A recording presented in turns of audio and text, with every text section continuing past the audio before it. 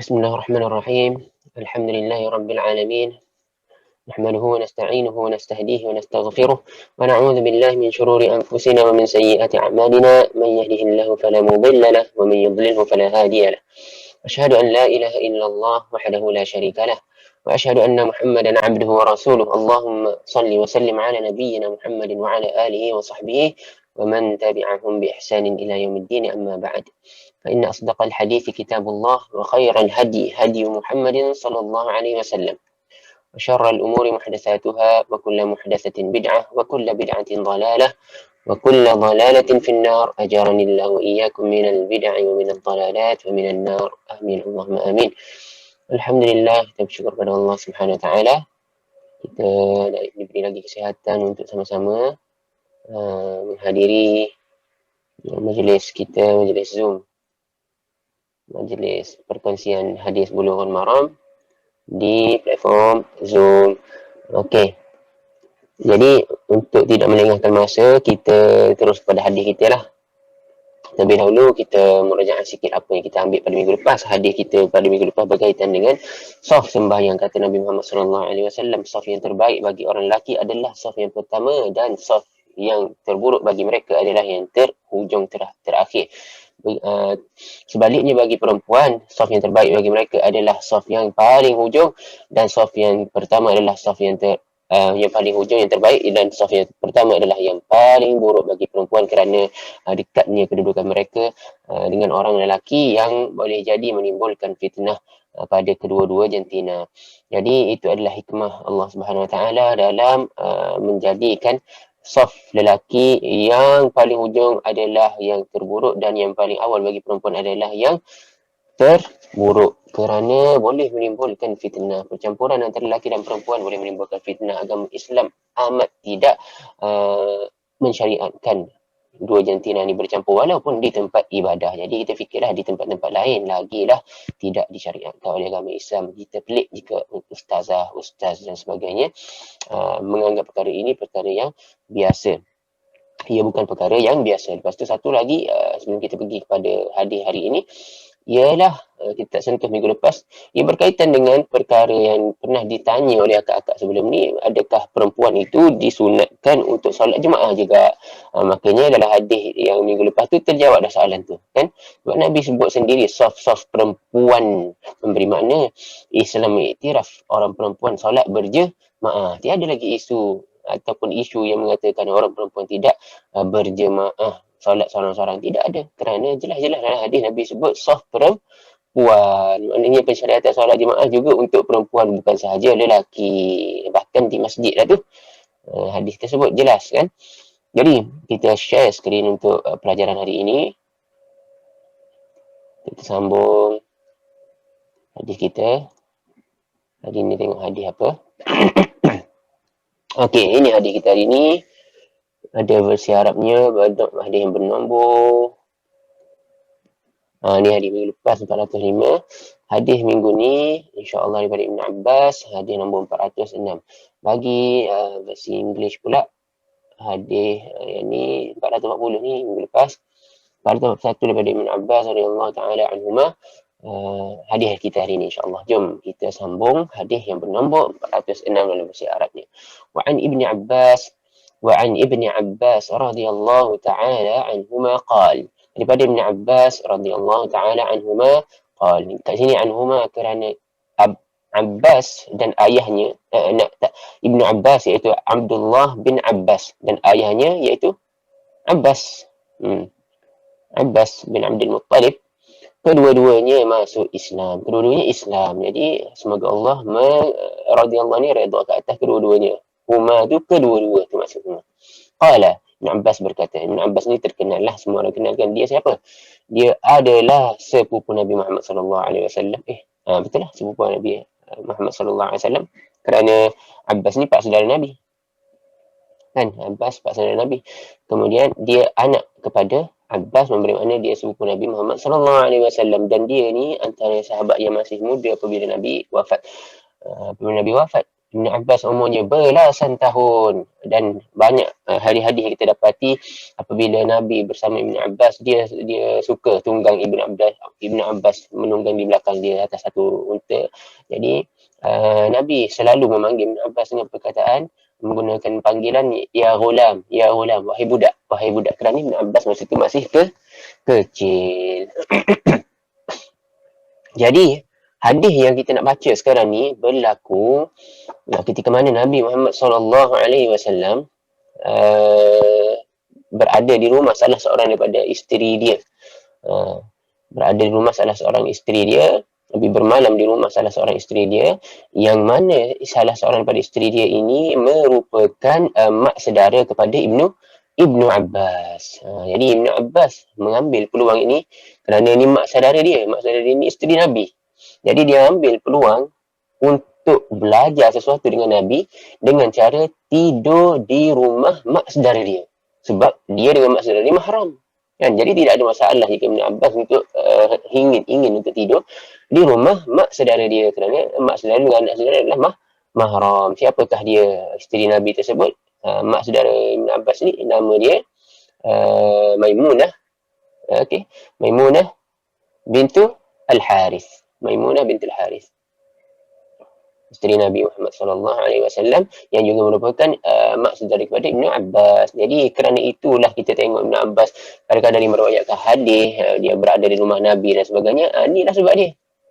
Sebab dia ambil peluang, pandai Ibnu Abbas ni, dia nak ilmu, dia ambil peluang pergi tidur rumah mak saudara dia sebab nak tengok apa Nabi buat, bagaimana Nabi beribadah di waktu malam dan sebagainya. Itu Ibn Abbas, dan dikongsikan dengan sampai kepada kita ilmu dia.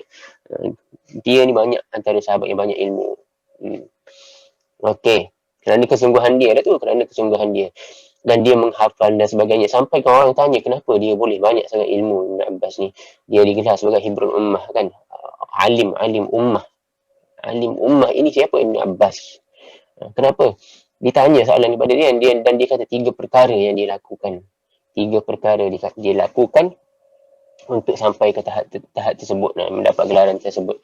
Satunya, dia menggunakan biqalbin, dia kata biqalbin uqulun, dia kata biqalbin uqulin, dengan hati yang banyak berfikir, kata dia. Maknanya kita kena guna fikiran kita, apa saja kita terima, jangan kita telan terus. Kena guna fikiran kita, kena tengok betul ke, gunakan fikiran yang kritis, orang panggil, betul ke apa yang kita dengar ni, Allah bagi kita akal kan. Ibn Abbas kata macam tu. Itu nombor 1. Nombor 2, kata dia bilisanin apa ni, banyak bertanya, dengan lisan yang banyak bertanya, salul tak silap dia kata, dengan lisan yang sangat banyak bertanya. Lidah dia ini digunakan untuk bertanya kan, kita guna untuk mengumpat dan sebagainya, cakap berbual kosong kan, buat kelakar dan sebagainya, tapi dia gunakan lidah yang Allah bagi untuk bertanya. Apa saja yang kita keliru dan sebagainya, bertanya. Ibn Abbas dia bertanya dengan orang lain yang dia dengar, jika ada hadis seseorang tu daripada Nabi Muhammad SAW, dia akan pergi, walaupun dia Ibn Abbas, dia akan pergi dan bertanya tentang hadis tersebut. Itu Ibn Abbas. Lisan dia, Allah bagi kepada dia lidah, digunakan untuk bertanya, untuk dapatkan ilmu. Kemudian dia kata bibadanin ghayur malil, tak silapnya. Kata dia dengan badan yang tidak, ataupun ghayur malul, dia tidak jemu, badan yang tidak letih dan tidak jemu. Untuk ilmu dia sabar untuk ilmu. Dengan jasad dia sabar untuk mendapatkan ilmu. Maknanya ilmu ni ada 3 perkara yang kita nak. Lidah yang banyak bertanya, jangan malu untuk bertanya. Imam Syafi'i sendiri berkata, 2 golongan yang tidak akan mendapat ilmu adalah orang yang satunya malu untuk bertanya, dan orang yang takabur. Keduanya takabur, dia tidak mahu untuk belajar daripada orang lain, dia rasa dia dah pandai.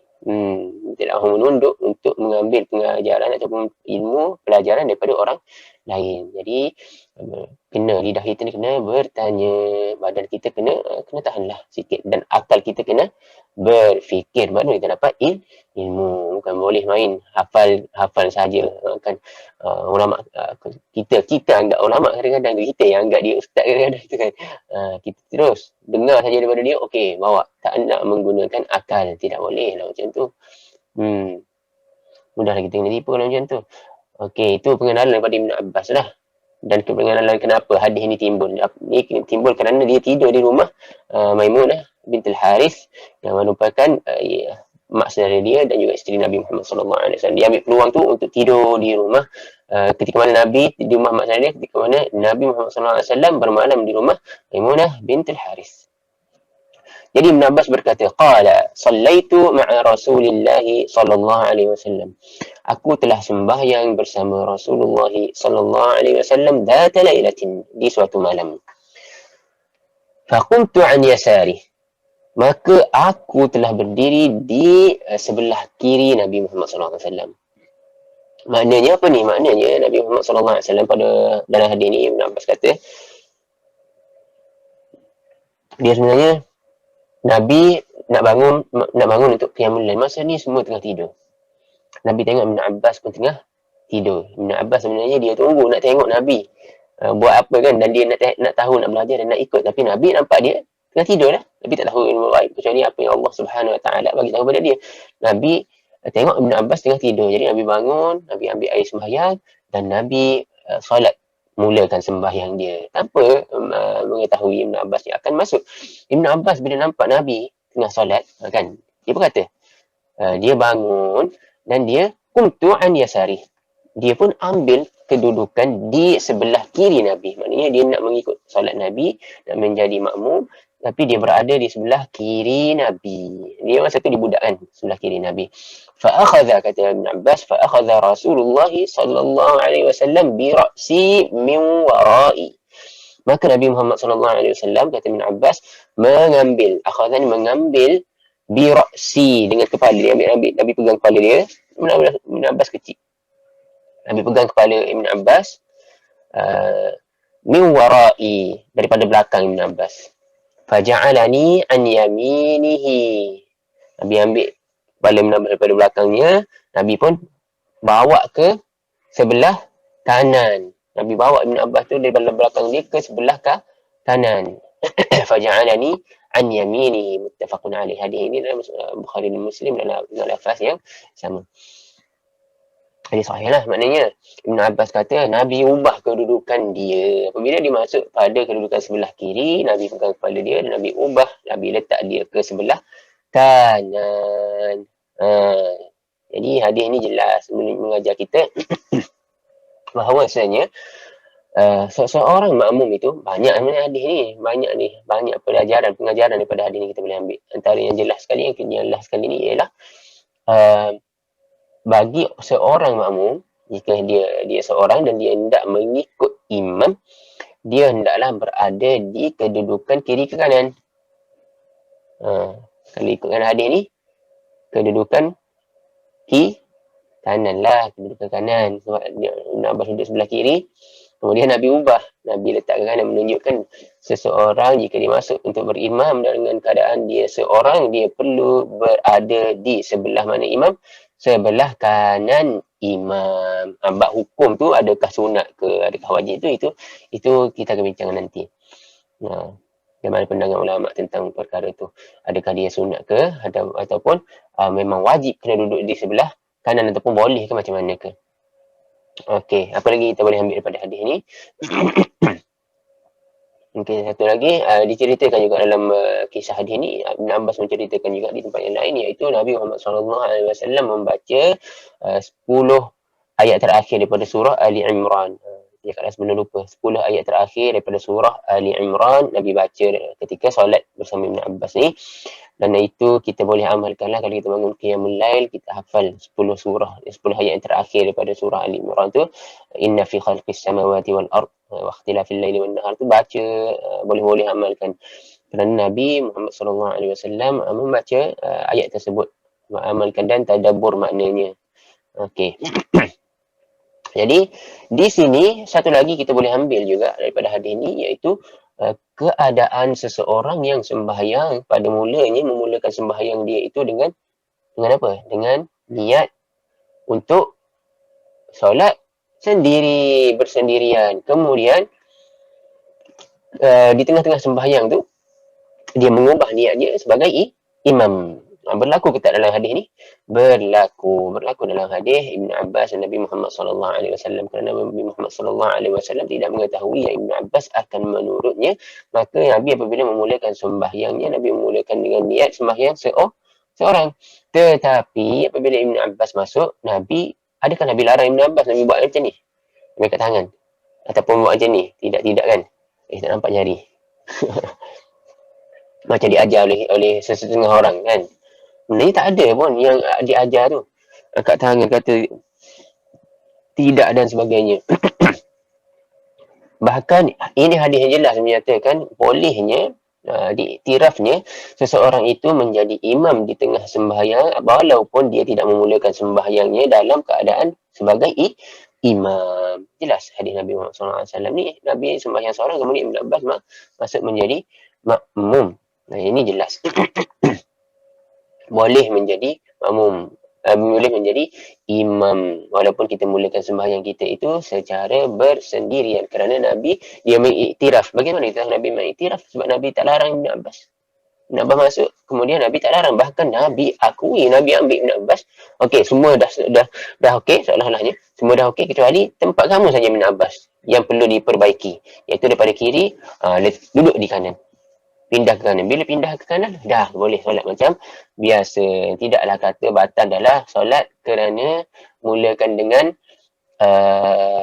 niat untuk solat seorang, kemudian bertukar untuk solat jemaah. Jadi ada isu ke tak kalau orang datang nak berjemaah dengan kita di tengah-tengah sembahyang? Tidak ada isu di situ, tidak ada isu. Boleh untuk orang datang, kita sembahyang seorang, kemudian ada orang lain datang untuk menjadi makmum di belakang kita, tidak ada masalah. Kemudian satu lagi kita boleh ambil daripada hadis ni juga, boleh kita terlupa, apa dia? Iaitu, perasan tak sini solat apa yang Nabi solat berimam ni? Perasan tak solat apa? Solat sunat, maknanya solat sunat pun boleh ke tak kita berimam? Boleh, tapi ada syarat dia. Bukan semua solat sunat tu boleh berimam. Solat sunat yang Nabi pernah lakukan berimam, maka kita pun berimam. Macam ni lah solat sunat apa ni? Ini solat qiyamul lail, menghidupkan malam. Solat qiyamul lail boleh kita nak berimam? Boleh. Ini kan ini yang dibuat oleh Nabi Muhammad SAW ni. Tapi bukan selalu dilakukan berimam. Kerana dia jarang-jarang dia berimam. Yang Aisyah katanya dia seorang kan. Aisyah kata sampai bengkak kaki. Tapi ada juga diriwayatkan Abu Hurairah ikut Nabi sampai kan dia terasa tidak berhenti daripada solat tersebut kan.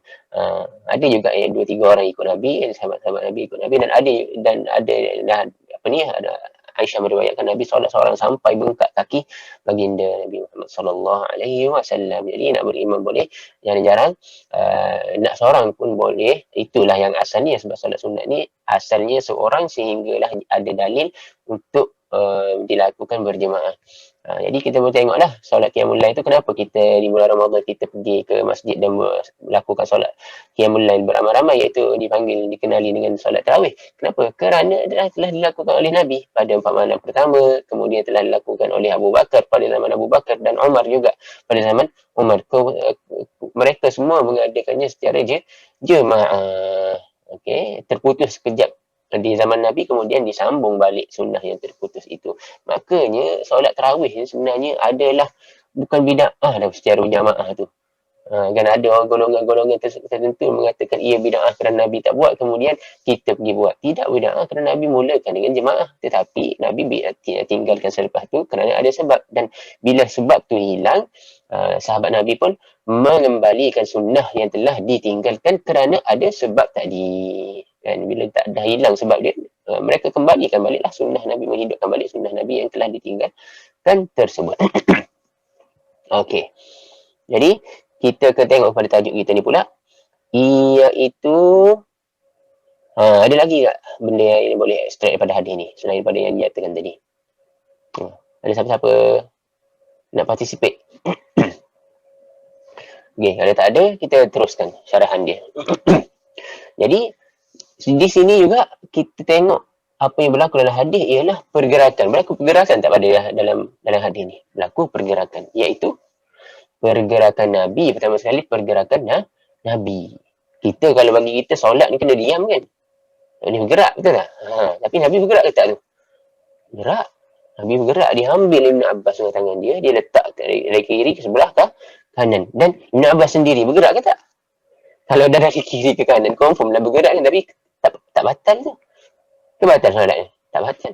Maknanya, pergerakan walaupun banyak, bukan semua pergerakan yang banyak itu membatalkan sembahyang. Itu makna dia. Dalam hadis ni. Bukan semua pergerakan yang kita nampak banyak itu membatalkan sembahyang. Bahkan ada pergerakan yang banyak perlu untuk dilakukan. Kalau tak dilakukan, sembahyang yang batal. Kerana tidak bergerak. Dia kena bergerak baru sembahyang itu akan jadi sah. Betul ke tak?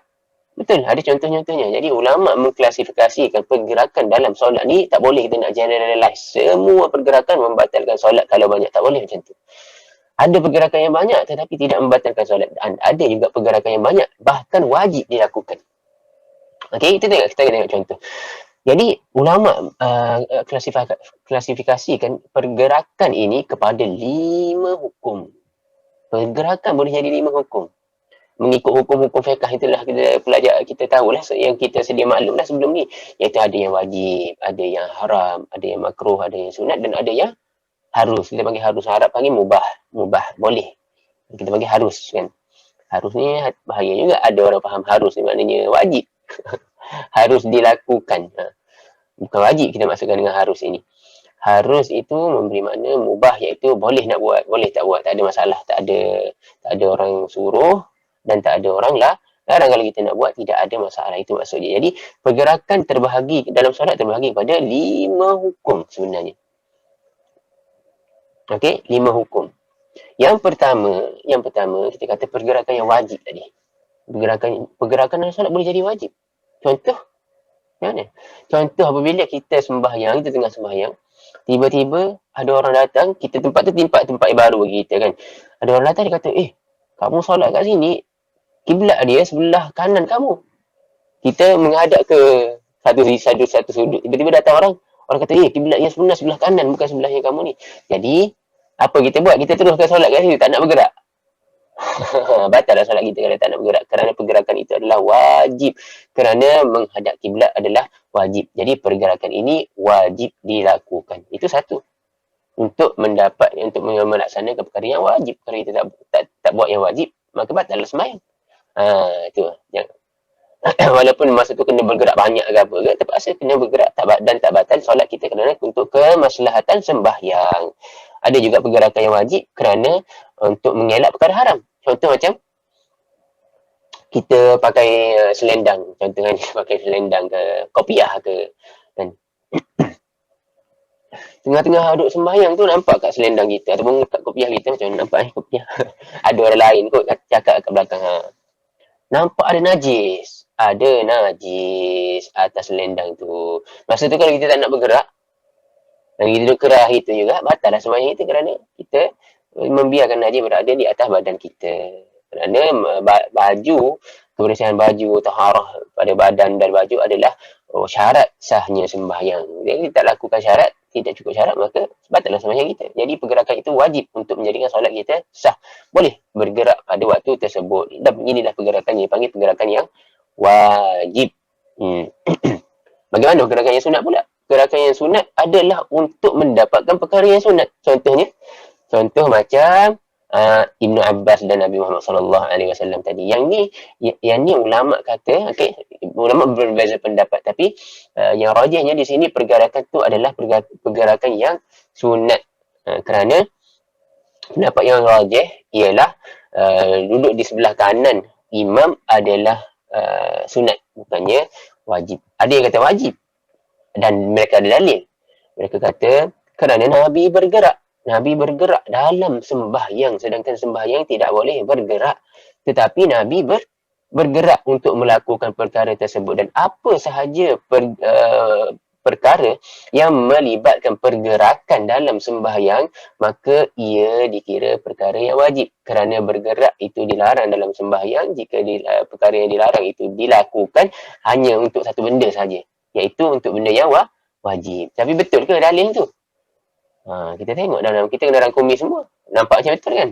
Tapi kita kena rangkumi semua. Ada hadis, ada dalil yang hadis yang lain yang menyebut Nabi pernah ke tak bergerak dalam sembahyang tanpa sebab darurat. Maknanya tanpa benda yang wajib lah. Pernah ke tak? Pernah. Cuba kita tengok. Ulama sebut yang kau rasa agak tak abang-abang pun pernah dengar. Iaitu Nabi pernah, kita dengar cerita riwayat yang mengatakan Nabi pernah mengangkat cucu dia waktu sembahyang. Betul tak?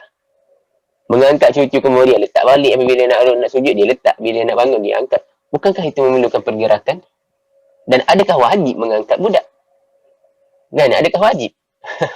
Maknanya benda itu tidak wajib.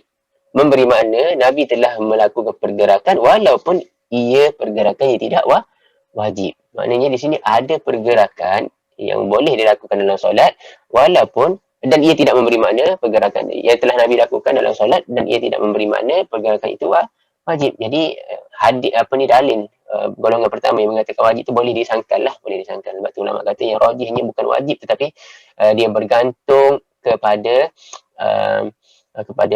jenis pergerakan tu. Kalau pergerakan tu untuk melakukan benda yang haram, untuk melakukan perkara yang wajib untuk melakukan perkara yang sunat. Jadi kedudukan makmum di sebelah kanan tu sebenarnya sunat. Dan Nabi bergerak. Pergerakan Nabi untuk meletakkan Ibn Abbas ke sebelah kanan adalah sunat. Jadi pergerakan Nabi tu sebenarnya sunat. Banyak macam mana pun ia sunat kerana untuk menjadikan makmum di sebelah kanan dan makmum berada di sebelah kanan adalah sunat. Okey. Harapnya jelas satu. Kemudian itu contoh untuk pergerakan yang sunat. Apa lagi pergerakan yang sunat? Contohnya apabila kita, ada 10 minit lagi. Apabila kita gatal ke apa ke kan. Ada benda yang mengganggu solat kita.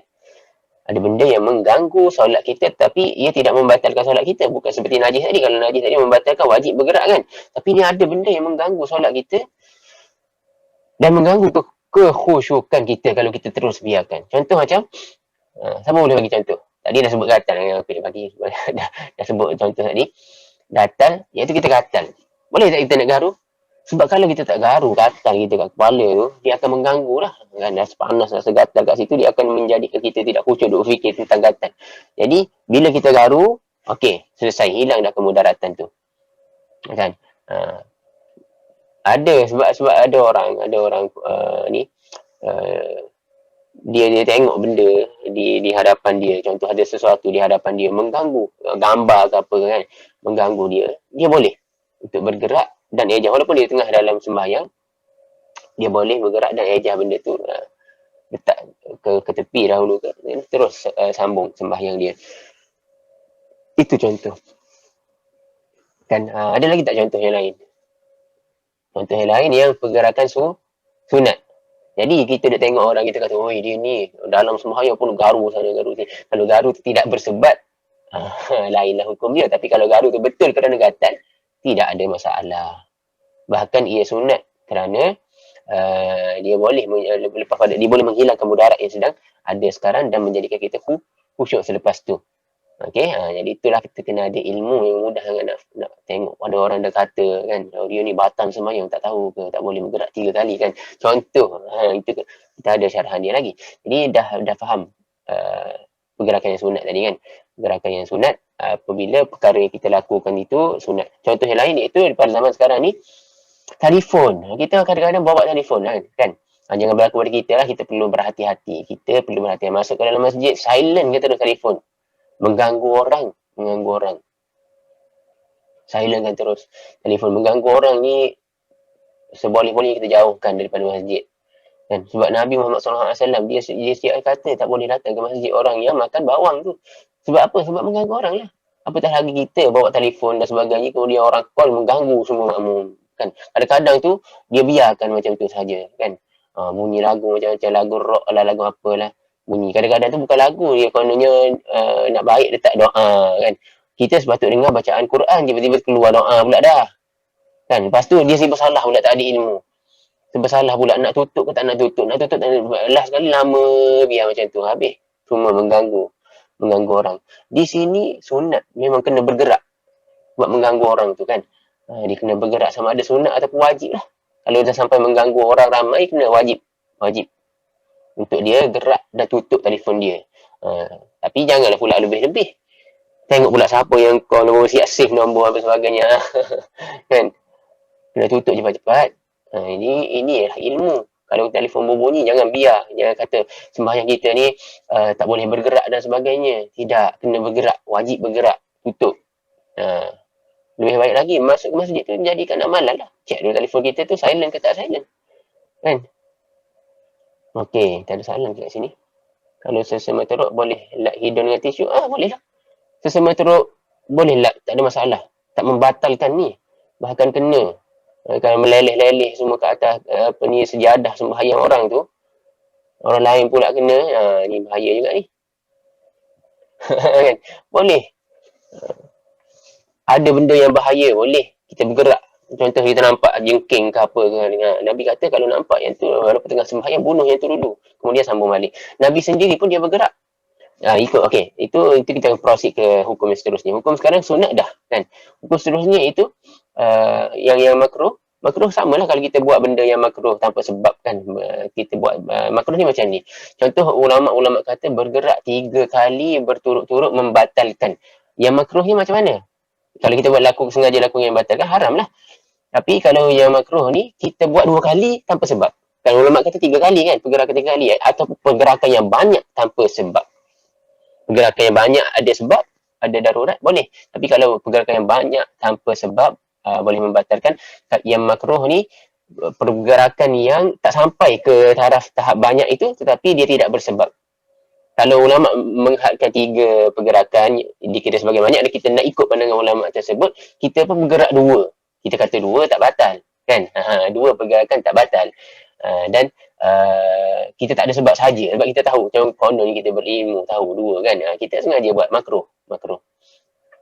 Kita tak tahu pergerakan tu tak batal, kalau kita buat 2, kita pun hayun kaki kita, contoh.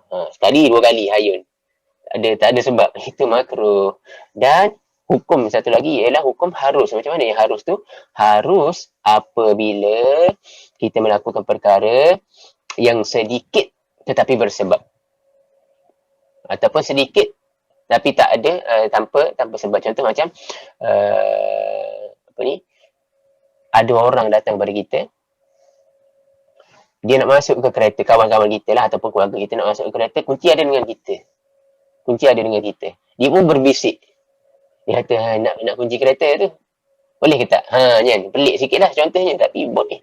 Ada orang. Dia nak masuk sangat dalam kereta. Ada benda yang penting ke apa ke. Dia berbisik. Boleh kat mana kunci kereta? Kita pun gerakkan tangan kita. Kita ambil kunci, kita bagi dia. Tak ada masalah. Jangan pula buat keras. Buat keras macam tu kan. Dia kat mamak ni ada benda penting dalam kereta. Buat keras kat tu. Ada anak lemah dalam kereta ke apa ke. Kita buat keras. Buat solat. Jangan. Tak betul. Kononnya kita tahu tak boleh bergerak ni. Kononnya ada ilmu tak boleh bergerak, dan kalau bergerak batal dan sebagainya. Tidak, tak betul. Kena bergerak lah, kan. Kena bergerak. Kalau sikit, kalau contoh dia saja nak minta kunci kereta, kita pergerakan tu dipanggil mubah. Kalau ada dia sebut kat kita, ada anak lemas, wajib kita gerak. Kan? Sebab Nabi sendiri pun dia pernah buka pintu pada Aisyah, dia tengah sembahyang. Dan syarat dia, benda tu tidak memerlukan kita untuk membatalkan sembahyang lah. Tidak perlu untuk kita pandang ke kiri dan ke kanan, lawan kiblat dan sebagainya. Sebab Nabi sendiri, Nabi Muhammad SAW pun, dia pernah bila di tengah sembahyang, Aisyah ketuk pintu dan dia buka pintu tu untuk Aisyah, dia kembali sembahyang. Kan? Kita, kalau orang ketuk pintu, sanggup kata Allahu Akbar kuat, kan? Padahal pintu kat depan tu je. Sebab apa tu? Sebab kita rasa kita tahu sebenarnya. Tak tahu. Biasa lah tu, kena cari ilmu baru kita tahu. Okey. Jadi dah sampai kepada rasanya dah syarah semua dah, kan? Dah cukup dah, kan? Dah lebih dah sampai mubah tu, dah cukup dah. 5 tu. Okey. Jadi hati-hati. Boleh bergerak, memang kena, dan ada tempat yang kena bergerak. Okey.